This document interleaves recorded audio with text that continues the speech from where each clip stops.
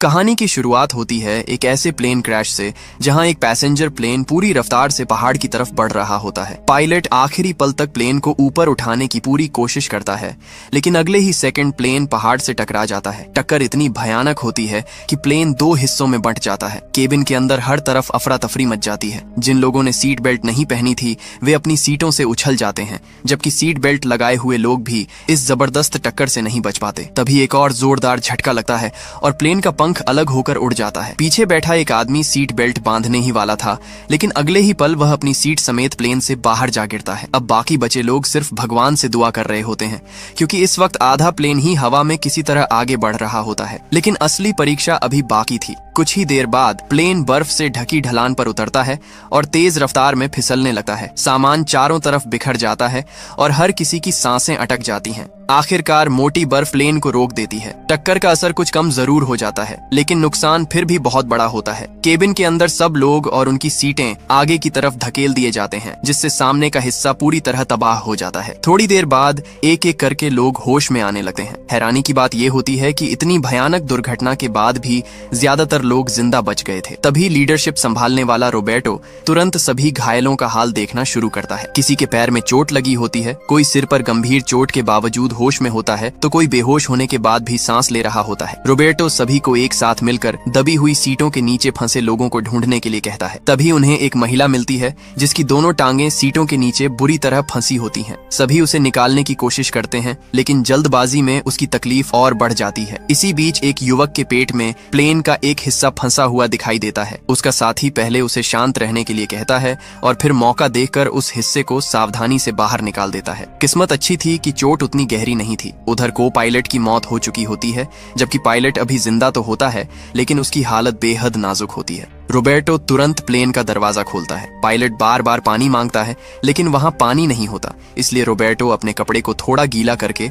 उसके होंठों तक पहुंचाता है। पायलट उन्हें उनकी मौजूदा लोकेशन के बारे में बताता है। इसके बाद रोबर्टो रेडियो से मदद मांगने की कोशिश करता है, लेकिन उसमें बिल्कुल भी पावर नहीं होती। तभी पायलट रोबर्टो से कहता है कि उसकी जेब में रखी गन से उसकी तकलीफ खत्म कर दे, लेकिन रोबर्टो ऐसा करने की हिम्मत नहीं जुटा पाता। दूसरी तरफ कुछ लोग अब भी रेस्क्यू टीम के आने की उम्मीद लगाए बैठे होते हैं, लेकिन रोबर्टो समझ चुका था कि इतनी जल्दी कोई उन्हें ढूंढने नहीं आएगा। अब उनके सामने सबसे बड़ा सवाल सिर्फ एक था, इस जमा देने वाली रात में जिंदा कैसे बचा जाए, क्योंकि इस बर्फीले वीराने में एक छोटी सी गलती भी उनकी जान ले सकती थी। रोबर्टो के दिमाग में अचानक एक आइडिया आता है। वह प्लेन की सीटों के हेडरेस्ट निकालकर उन्हें कंबल की तरह इस्तेमाल करने को कहता है, ताकि ठंड से कुछ राहत मिल सके। सभी लोग तुरंत काम में लग जाते हैं, लेकिन खुद रोबर्टो अकेला प्लेन के बाहर बैठकर शराब पीने लगता है। तभी टीम का कैप्टन उसके पास आता है और उसे समझाने की कोशिश करता है, लेकिन रोबर्टो खुद को माफ नहीं कर पा रहा होता, क्योंकि यही प्लेन उसी ने अपनी टीम के लिए किराए पर लिया था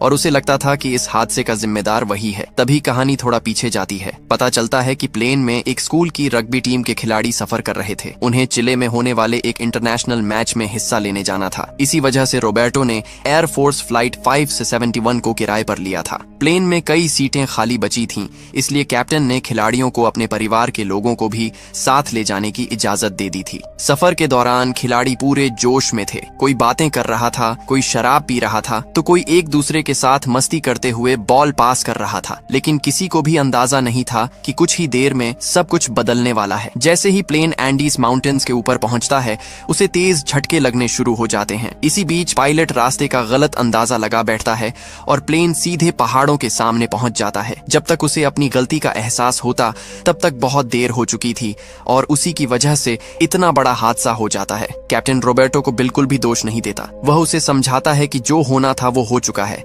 लेकिन अगर अब सभी ने मिलकर हिम्मत नहीं दिखाई तो यहाँ से जिंदा निकलना नामुमकिन हो जाएगा। धीरे धीरे रात उतरने लगती है और एंडीज माउंटेन्स की जमा देने वाली ठंडी हवाएं पूरे इलाके को अपनी चपेट में ले लेती हैं। -30 से 40 डिग्री तक गिर चुका तापमान उन्हें मजबूर कर देता है कि वे टूटे हुए प्लेन के अंदर ही शरण लें, लेकिन बेरहम हवा और बर्फ लगातार प्लेन के अंदर घुसती रहती है। इतनी कोशिशों के बावजूद ठंड इतनी ज्यादा होती है कि किसी की आंख तक नहीं लगती। तभी कैप्टन सबको तुरंत प्लेन की सीटें और सूटकेस उठाकर टूटे हुए हिस्से को बंद करने के लिए कहता है, ताकि ठंडी हवा अंदर न आ सके। इसी दौरान किसी की नजर एक ऐसे साथी पर पड़ती है जो ठंड की वजह से दम तोड़ चुका होता है। सभी घबराकर रोबर्टो को बुलाते हैं, लेकिन वह वहीं चुपचाप बैठा रहता है। वह अब अपने सामने किसी और साथी को खोते हुए नहीं देखना चाहता था, क्योंकि वह इंसान उसका सबसे करीबी दोस्त था। किसी तरह सब लोग वो डरावनी रात काटते हैं। सुबह होती है, लेकिन बर्फीला तूफान अब भी वैसा ही चलता रहता है।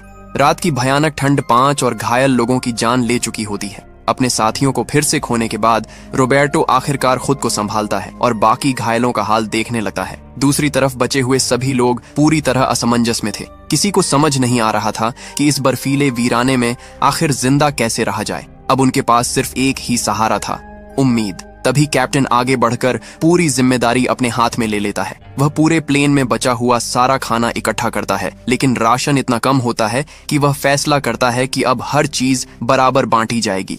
हर इंसान को पूरे दिन के लिए सिर्फ एक घूंट वाइन और चॉकलेट का एक छोटा सा टुकड़ा ही मिलेगा। शायद इसी तरह वे रेस्क्यू टीम के आने तक किसी तरह टिक पाएंगे। भूख हर दिन बढ़ती जा रही थी, लेकिन इसी बीच उन्हें एक ऐसी चीज मिलती है जो कुछ देर के लिए उनका दर्द भुला देती है। प्लेन में सिगरेट का अच्छा खासा स्टॉक बचा हुआ था। सभी लोग उन्हें बांट ही रहे होते हैं कि तभी आसमान से प्लेन की तेज आवाज सुनाई देती है। सभी को यकीन हो जाता है कि रेस्क्यू टीम आखिरकार उन्हें ढूंढते हुए यहाँ तक पहुंच गई है, लेकिन घने बादलों और बेहद खराब विजिबिलिटी की वजह से रेस्क्यू प्लेन उन्हें देख ही नहीं पाता। उसकी आवाज तो सुनाई देती है, लेकिन वह नजर नहीं आता। फिर भी इस बार कोई हिम्मत नहीं हारता, क्योंकि उन्हें अब भी यकीन था कि देर से ही सही, लेकिन कोई न कोई उन्हें बचाने जरूर आएगा। सबको पूरा यकीन था कि बाहर की दुनिया उन्हें ढूंढने के लिए पूरी ताकत लगा रही होगी। लेकिन अगले 2 दिन तक लगातार बर्फीले तूफान चलते रहे। प्लेन के बाहर पड़े उनके साथियों के शव धीरे धीरे बर्फ के नीचे दबने लगे। शाम ढलते ही जमा देने वाली ठंड रात को और भी लंबा बना देती। फिर आखिरकार एक सुबह तेज धूप निकलती है। तभी किसी को एक आइडिया आता है। वह कहता है कि अगर बर्फ को प्लेन की मेटल शीट पर रख दिया जाए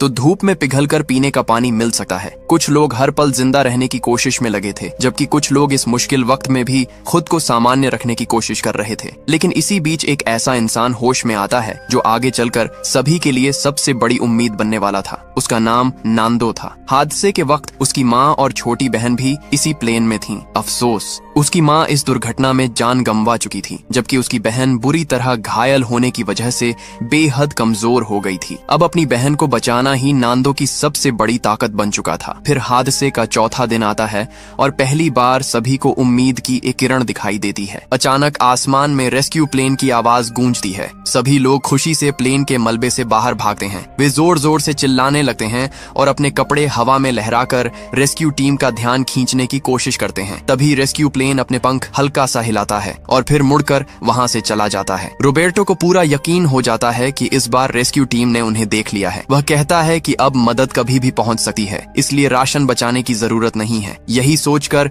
वह सबको वाइन पीने के लिए कहता है, लेकिन किसी को भी अंदाजा नहीं था कि यह फैसला आगे चलकर कितना भारी पड़ने वाला है। उसी रात कैप्टन के सो जाने के बाद रोबर्टो और बाकी लोग बची हुई सारी चॉकलेट भी आपस में बांट कर खा लेते हैं। खाते खाते सभी बातें करने लगते हैं कि रेस्क्यू टीम आखिर उन्हें यहाँ से कैसे निकालेगी। कई दिनों बाद पहली बार सभी के चेहरों पर मुस्कान लौटती है और वे अब तक की सबसे सुकून भरी रात बिताते हैं। लेकिन अगली सुबह उनकी सारी खुशी पल भर में खत्म हो जाती है। पूरे दिन बीत जाता है, फिर भी रेस्क्यू टीम का कोई निशान नहीं मिलता। जब कैप्टन राशन बांटने के लिए फूड बॉक्स खोलता है तो देखता है कि वह पूरी तरह खाली हो चुका है। ये देखकर वह गुस्से में पूछता है कि आखिर ये किसने किया, लेकिन कोई भी जवाब नहीं देता। तभी रोबर्टो खुद आगे आता है और बिना किसी बहाने के सारी जिम्मेदारी अपने ऊपर ले लेता है। वह बताता है कि उसे लगा था रेस्क्यू टीम बस पहुंचने ही वाली है, लेकिन उसे ये नहीं पता था कि अगर मदद जमीन के रास्ते आती तो यहाँ तक पहुंचने में कई दिन लग सकते थे। तभी किसी के मन में एक सवाल आता है, अगर रेस्क्यू टीम ने सच में उन्हें देख लिया होता तो क्या सबसे पहले उनके लिए खाने पीने का सामान नीचे नहीं गिराती? ये सवाल सुनते ही पूरे प्लेन में सन्नाटा छा जाता है। किसी के पास इसका कोई जवाब नहीं होता। अब पहली बार हर किसी के मन में निराशा घर करने लगती है। रोबर्टो एक बार फिर खुद को दोष देने लगता है। उसे लगता है कि उसकी जल्दबाजी ने सबको और बड़ी मुसीबत में डाल दिया। लेकिन कैप्टन अभी भी हार मानने को तैयार नहीं था। वह कहता है कि हिम्मत टूट गई तो बचने का आखिरी मौका भी खत्म हो जाएगा। इसके बाद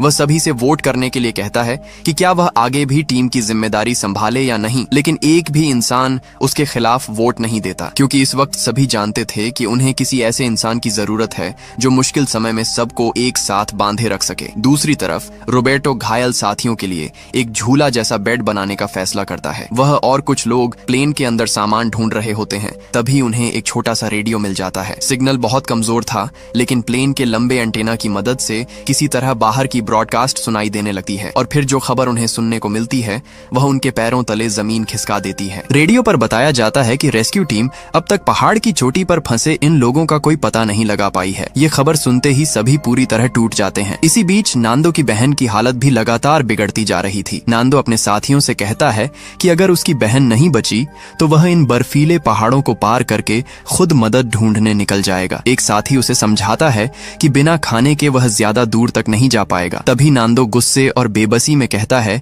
कि अगर जिंदा रहने के लिए कोई बेहद कठिन फैसला लेना पड़ा तो वह उससे भी पीछे नहीं हटेगा। उसके लिए अब सबसे जरूरी बात किसी भी तरह जिंदा बचना और मदद तक पहुंचना था। दूसरी तरफ रोबर्टो एक नया प्लान बनाता है। वह कहता है कि अगर प्लेन का पिछला हिस्सा मिल जाए तो शायद उसमें मौजूद बैटरी से रेडियो चलाकर बाहर की दुनिया से संपर्क किया जा सकता है। इसके लिए एक छोटी टीम निकल पड़ती है, लेकिन कई दिनों से बेहद कम खाने और इस ऊंचाई की पतली ठंडी हवा की वजह से कुछ दूर चलते ही सबकी ताकत जवाब देने लगती है और मुसीबत यहीं खत्म नहीं होती। जिस बर्फ को वे समतल जमीन समझ रहे थे उसके नीचे गहरी दरारें छिपी थीं। तभी सबसे आगे चल रहे एक आदमी का पैर अचानक फिसल जाता है और वह नीचे की तरफ गिरने लगता है। खुशकिस्मती से रोबर्टो फौरन उसका कॉलर पकड़ लेता है। बाकी लोग तुरंत रोबर्टो को पकड़कर पीछे खींचते हैं। जब नीचे की बर्फ टूटकर गिरती है तब सब देखते हैं कि वहां एक बेहद गहरी खाई थी। किसी तरह सभी मिलकर उसे ऊपर खींच लेते हैं, लेकिन इस पूरी कोशिश में उनकी बची हुई ताकत भी खत्म हो जाती है। थोड़ी देर आराम करने के बाद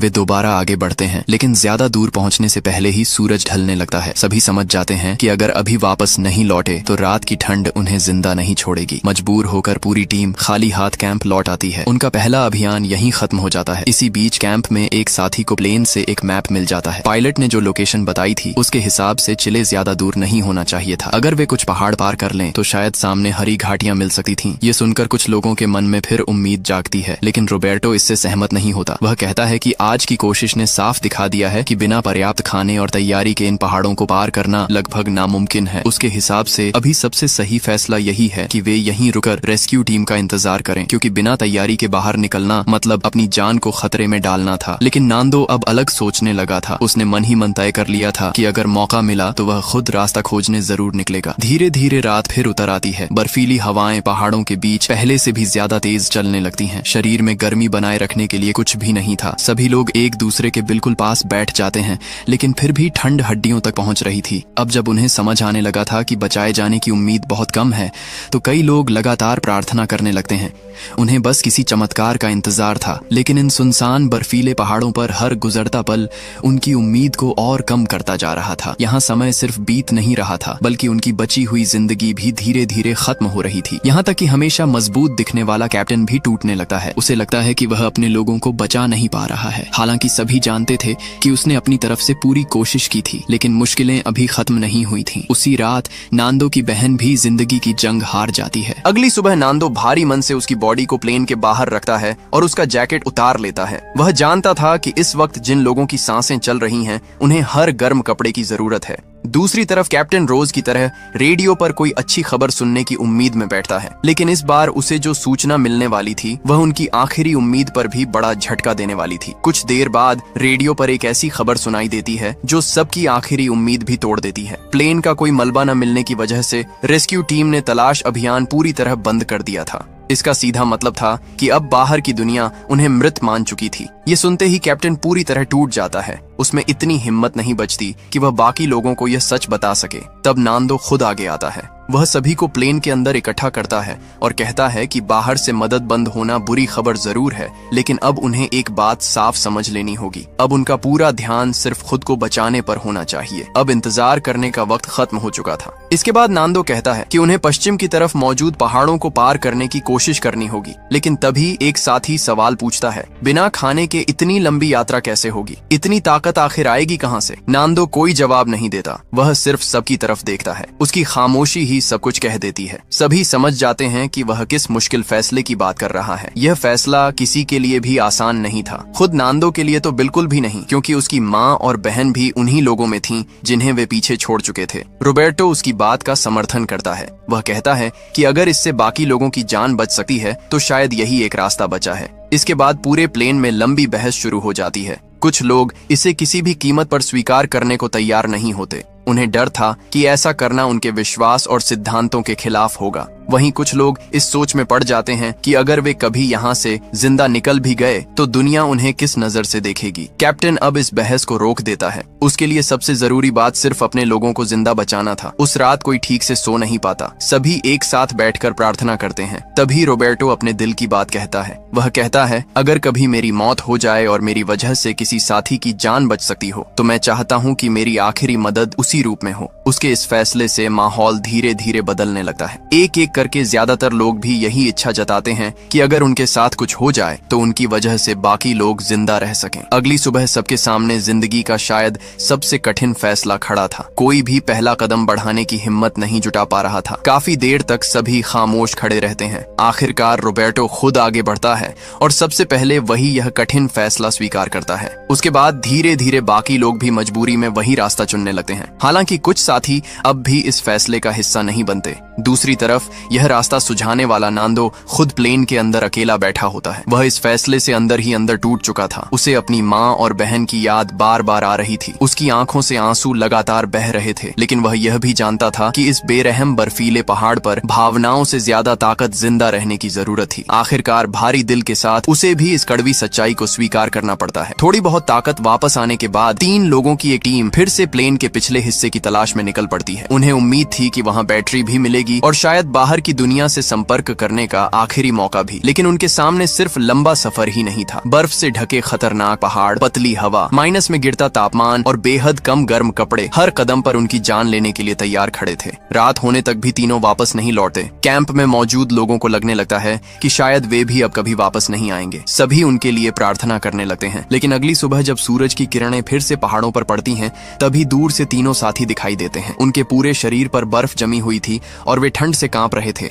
लेकिन सबसे बड़ी बात यह थी कि वे जिंदा थे। खुद उन्हें भी यकीन नहीं हो रहा था कि वे इतनी भयानक रात काटकर वापस आ गए हैं। थोड़ा संभलने के बाद वे फिर आगे बढ़ते हैं। कुछ दूर जाने पर उन्हें प्लेन की एक सीट दिखाई देती है और उसके पास हादसे का एक और दर्दनाक निशान मिलता है। आगे बढ़ते हुए उन्हें अपने कई और साथी मिलते हैं। वे उनके वॉलेट और गले की चेन जैसी चीजें संभाल कर रख लेते हैं ताकि अगर कभी घर लौटे तो ये सामान उनके परिवार तक पहुंचा सकें। लेकिन बैटरी या प्लेन का पिछला हिस्सा अब भी नहीं मिला था। दूसरी तरफ उनकी ताकत भी लगभग खत्म हो चुकी थी। इसलिए वे फैसला करते हैं कि पहले कैंप लौटना ही बेहतर होगा। जल्दी वापस पहुंचने के लिए वे प्लेन के टूटे हुए हिस्से को स्लेड की तरह इस्तेमाल करते हैं और बर्फीली ढलान से तेजी से नीचे फिसलते हुए लौट आते हैं। थोड़ी ही देर में वे बाकी लोगों के सामने पहुंच जाते हैं। भले ही इस बार बैटरी नहीं मिली, लेकिन उनका जिंदा लौट आना ही सबके लिए नई उम्मीद बन जाता है। अब सभी तय करते हैं कि कुछ दिन आराम करके शरीर को फिर से तैयार किया जाएगा और करीब 1 हफ्ते बाद दोबारा पहाड़ों की तरफ निकलेंगे। तीनों को जल्द गर्मी मिले, इसके लिए उसी रात वे कुछ नोट और गिटार जलाकर आग तैयार करते हैं। काफी दिनों बाद सभी एक आग के चारों ओर बैठते हैं और अपनी पुरानी जिंदगी की बातें करने लगते हैं। तभी एक महिला कहती है कि जिंदगी अपने आप में किसी चमत्कार से कम नहीं है। वह अपने पति से कहती है कि अगर वे यहाँ से जिंदा लौटे तो वे एक और बच्चा जरूर करेंगे। यही सोचकर वह अगले दिन अपने सबसे मुश्किल फैसले को भी स्वीकार करने का मन बना लेती है। दूसरी तरफ कैप्टन भी एक बार फिर हिम्मत जुटा लेता है। वह भी कहता है कि अगर उसके साथ कुछ हो जाए तो उसकी वजह से बाकी लोगों की जान बचनी चाहिए। ऐसा लगने लगता है कि शायद अब सब धीरे धीरे मानसिक रूप से मजबूत हो रहे हैं। लेकिन किसी को अंदाजा नहीं था कि उसी रात उनके सामने अब तक की सबसे बड़ी मुसीबत आने वाली है। पहाड़ की छोटी से बर्फ का एक छोटा सा हिस्सा टूटा है और देखते ही देखते वह एक भयानक एवलांच में बदल जाता है। प्लेन के अंदर बैठे लोगों को पहले तेज गड़गड़ाहट सुनाई देती है। वे कुछ समझ पाते उससे पहले ही एवलांच उनके ऊपर आ पहुंचता है। अगले ही पल बर्फ का सैलाब टूटे हुए प्लेन के अंदर घुस जाता है। सूटकेस इधर उधर बिखर जाते हैं और पूरा केबिन कुछ ही सेकंड में बर्फ से भर जाता है। सभी लोग उसके नीचे दब जाते हैं। जो लोग पहले होश में आते हैं वे पूरी ताकत लगाकर खुद को बाहर निकालते हैं और तुरंत बाकी साथियों को बचाने की कोशिश शुरू कर देते हैं। लेकिन इस बार भी किस्मत उनका साथ नहीं देती। इस एवलांच में वे अपने 8 और साथियों को खो देते हैं। इनमें कैप्टन और वही महिला भी शामिल होती है जिसने कुछ देर पहले ही नई जिंदगी के सपने देखे थे। एक बार फिर पूरे प्लेन में सिर्फ दुख और सन्नाटा रह जाता है। लेकिन बाहर का बेरहम मौसम अब भी थमने का नाम नहीं ले रहा था। एवलांच के बाद लगातार बर्फ गिरती रहती है और तेज हवाएं पूरे इलाके को अपनी गिरफ्त में लिए रहती हैं। अगली सुबह वे प्लेन की खिड़की का शीशा तोड़कर बाहर का हाल देखते हैं, लेकिन चारों तरफ अब भी भयानक बर्फीला तूफान चल रहा होता है। मजबूरी में सभी को फिर उसी प्लेन के अंदर कैद होकर रहना पड़ता है। फिर भी इतनी मुश्किलों के बीच वे एक दूसरे का हौसला टूटने नहीं देते और अपने खोए हुए साथियों को याद करते हुए एक दूसरे का सहारा बने रहते हैं। इतनी मुश्किलों के बीच भी ये लोग उम्मीद छोड़ने को तैयार नहीं थे। एक दिन उन्होंने बर्फ का एक छोटा सा गोला बनाया, उसमें सिगरेट लगाई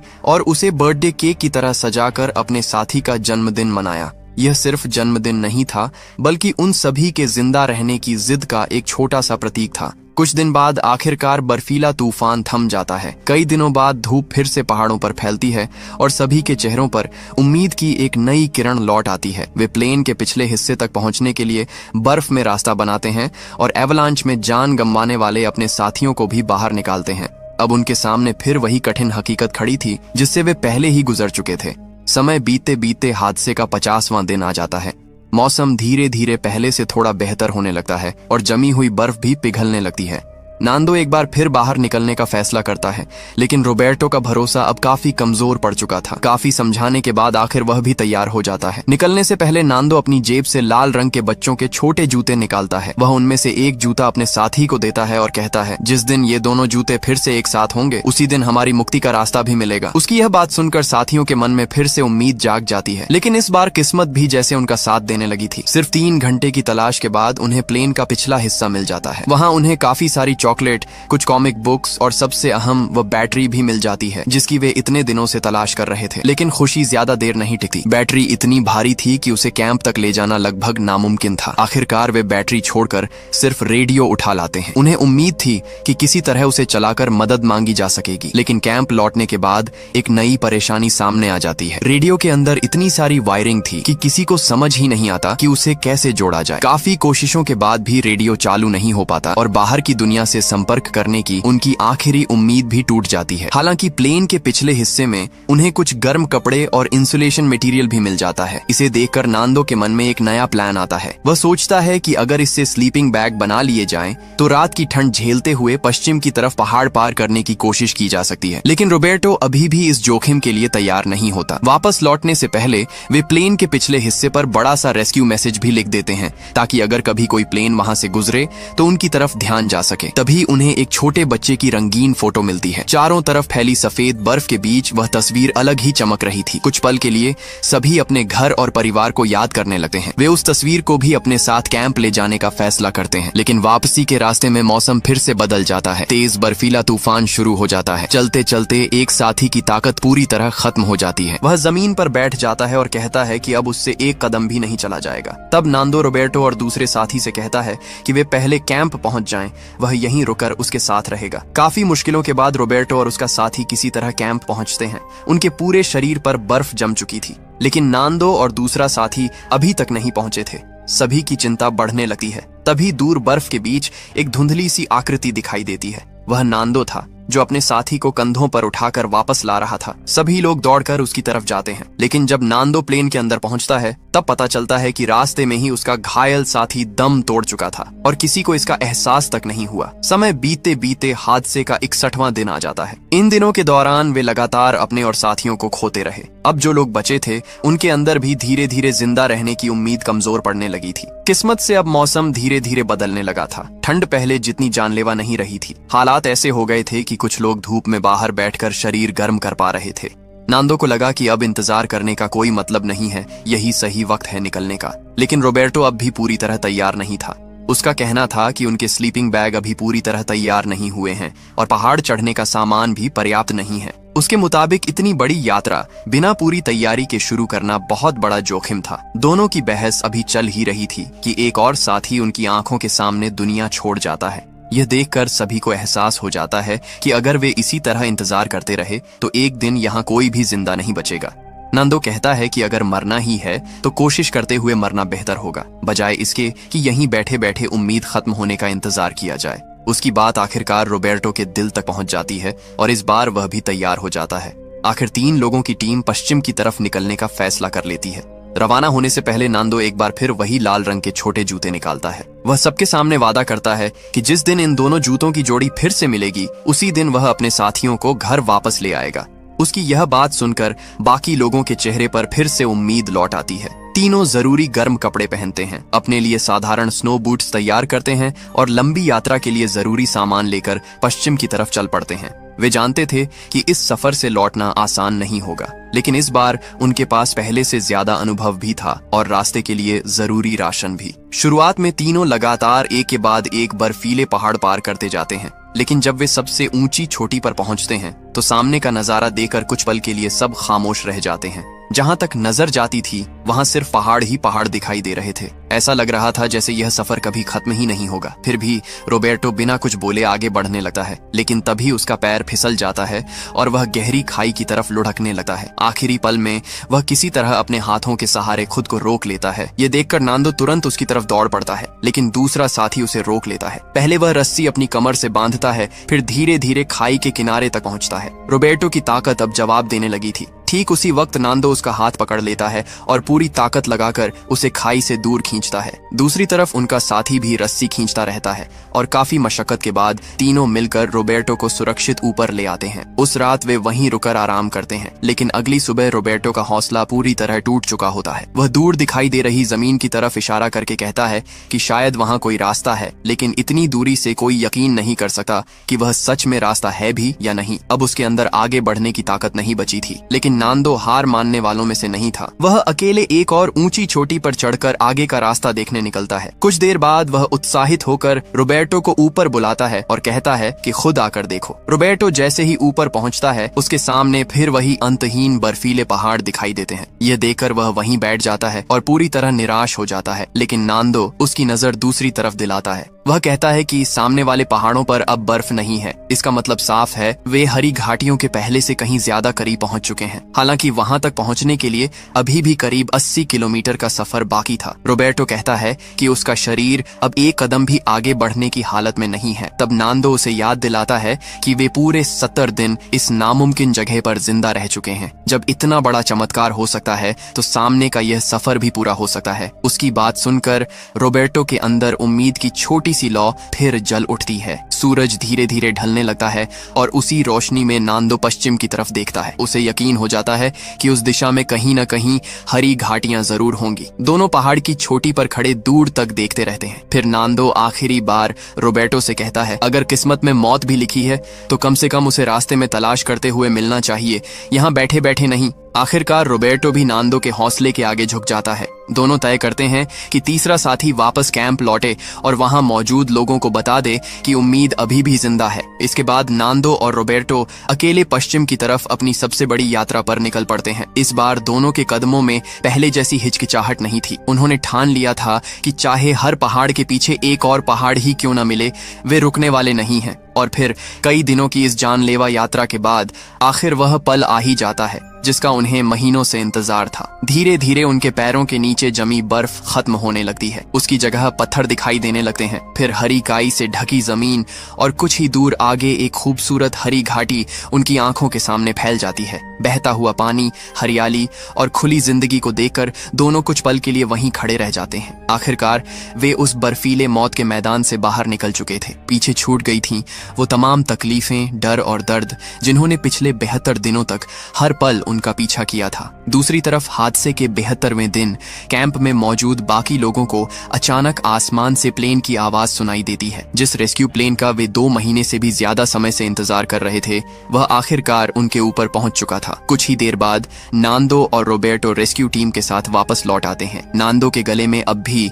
वही लाल रंग का छोटा जूता लटका हुआ था। ये देखकर कैंप में मौजूद उसका साथी भी अपने पास रखा दूसरा जूता निकाल कर दिखाता है। आखिरकार दोनों जूते फिर से एक हो जाते हैं और नांदो का किया हुआ वादा भी पूरा हो जाता है। इस हादसे में प्लेन पर कुल 45 लोग सवार थे, जिनमें से आखिरकार सिर्फ 16 लोग ही जिंदा बच पाए। यह कहानी किसी कल्पना की नहीं बल्कि एंडीज माउंटेन्स में 1972 बायनेन में हुई एक सच्ची घटना पर आधारित है। बाद में ये सभी बचे हुए लोग एक बार फिर उसी पहाड़ पर लौटे और वहां अपने उन साथियों की याद में एक क्रॉस बनवाया जिनकी वजह से वे जिंदा वापस लौट सके। साथ ही उन्होंने उस संघर्ष को भी हमेशा के लिए यादगार बना दिया जिसने उनकी पूरी जिंदगी बदल दी। फिल्म अलाइव 1993, जिसे डायरेक्टर फ्रैंक मार्शल ने बनाया है और जिसमें ईथन हॉक तथा विंसेंट स्पानो मुख्य भूमिकाओं में हैं, इसी सच्ची घटना पर आधारित है। 1972 में एक रग्बी टीम को लेकर जा रहा प्लेन एंडीज माउंटेन्स में दुर्घटनाग्रस्त हो गया था। वहां बचे हुए लोगों ने करीब 70 दिनों तक नामुमकिन हालात का सामना किया और आखिरकार जिंदा वापस लौटे। यही वजह है कि यह फिल्म सिर्फ सर्वाइवल की कहानी नहीं है, बल्कि इंसानियत, विश्वास और उम्मीद की भी कहानी बन जाती है। पूरी फिल्म बार बार यह दिखाती है कि सभ्यता और उसके नियम तभी तक मायने रखते हैं जब तक इंसान सामान्य हालात में होता है, लेकिन जब जिंदगी और मौत आमने सामने खड़ी हो तब हर फैसला इंसान को अंदर तक तोड़ देता है। इसके बावजूद इन लोगों ने हर मुश्किल फैसला मिलकर लिया, अपने साथियों का सम्मान बनाए रखा और आखिरी दम तक एक दूसरे का साथ नहीं छोड़ा। दूसरी तरफ कुछ लोग ऐसे भी थे जिन्होंने कभी उम्मीद नहीं छोड़ी। नांदो जैसे लोगों ने हर बार बाकी साथियों का हौसला बढ़ाया और पूरी टीम को एकजुट रखा। शायद यही वजह थी कि प्रकृति की इतनी बड़ी परीक्षा के बावजूद वे आखिरकार जीत सके। इस पूरी कहानी में अगर कोई चीज सबसे ज्यादा मजबूत होकर सामने आती है तो वह है उम्मीद। बार बार की गई प्रार्थनाएं, नांदो के हौसला बढ़ाने वाले शब्द और वह लाल रंग के छोटे जूतों की जोड़ी, ये सब एक ही बात साबित करते हैं कि जब तक इंसान उम्मीद नहीं छोड़ता तब तक उसके लिए कोई भी लड़ाई पूरी तरह खत्म नहीं होती। फिल्म के आखिर में पहाड़ की चोटी पर बना वह छोटा सा क्रॉस सिर्फ एक यादगार नहीं था, बल्कि उन लोगों के अटूट हौसले और कभी हार न मानने वाली सोच की निशानी बन चुका था। यह कहानी हमें सिखाती है कि जब जिंदगी सबसे मुश्किल मोड़ पर ले आए तब इंसान के पास सबसे बड़ी ताकत उसका विश्वास और उम्मीद ही होती है। अगर हम टूटे बिना, हार माने बिना और उम्मीद का दामन छोड़े बिना आगे बढ़ते रहें तो चाहे रास्ता कितना भी कठिन क्यों न हो, एक दिन मंजिल जरूर मिलती है। इसी उम्मीद और जिद ने इन लोगों को मौत के मुंह से वापस निकालकर नई जिंदगी दी। बस दोस्तों, आज की कहानी यहीं खत्म होती है। अगर आपको यह वीडियो पसंद आया हो तो इसे लाइक जरूर करें, कमेंट करके अपनी राय बताएं और अपने दोस्तों के साथ शेयर करना बिल्कुल मत भूलिए। मिलते हैं अगली शानदार कहानी के साथ।